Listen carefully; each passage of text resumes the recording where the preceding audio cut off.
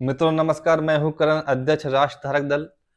मित्रों, आज दिनांक 24 नवंबर 2023 हमारे मोटा भाई गृह मंत्री अमित शाह जी ने राजस्थान में जाकर के मुख्यमंत्री अशोक गहलोत पे बड़ा हमला बोला।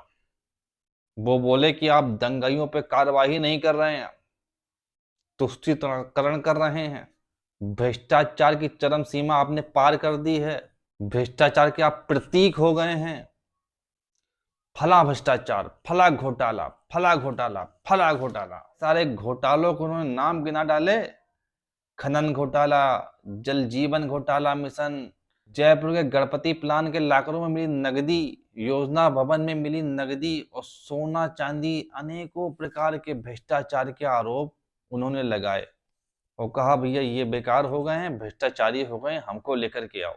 तो मित्रों, राष्ट्र धारक दल की टीम आपसे पूछना चाहती है कि जो सीबीसी है, केंद्रीय सतर्कता आयोग, और जो पीसीए है, भ्रष्टाचार निवारक अधिनियम की टीम, और जो सीबीआई है, उन लोगों को आपने क्या अपने घर में झाड़ू पोछा के लिए छोड़ दिया है?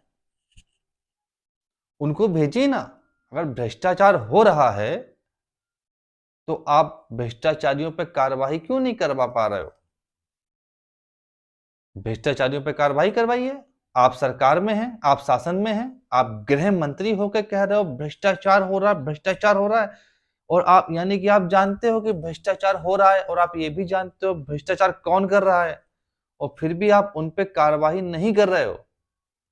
तो यानी कि आप भी मिले हुए हो, आपको आपका हिस्सा मिल रहा है, इसीलिए आप कार्रवाई नहीं कर रहे हो, या आप डर रहे हो कि आपकी भी पोल खुल जाएगी उसके बाद में। तो आप अब इस देश की जनता को बेवकूफ बनाना बंद करिए, या तो आप सही ढंग से काम करिए।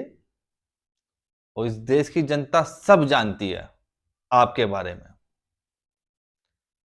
मित्रों, इसीलिए राष्ट्र धारक दल का उदय हुआ है और राष्ट्र धारक दल ने अपने 30 सूत्रीय एजेंडे में सेकंड नंबर पे बोला है कि न्यायालयों की समय सीमा तय की जाएगी।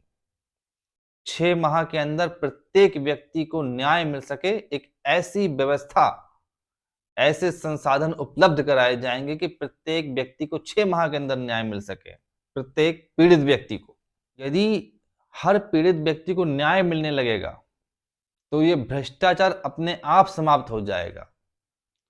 देखिए, 2014 में जब ये सत्ता में नहीं थे तब भी ये यही कहते थे कि भ्रष्टाचार, फला घोटाला, कोयला घोटाला, 2G 3G 4G घोटाला, बोफोर्स घोटाला, फलाना घोटाला, फला घोटाला, नाम लिया करते थे ये। और अब भी ये वही काम कर रहे हैं। अब सत्ता में आ गए हैं, भ्रष्टाचार खत्म कर दूंगा, ना खाऊंगा ना खाने दूंगा, और भ्रष्टाचारी जेल जाएंगे, भ्रष्टाचार होने नहीं दूंगा, इस तरह की बातें बोल करके ये सत्ता में आ गए।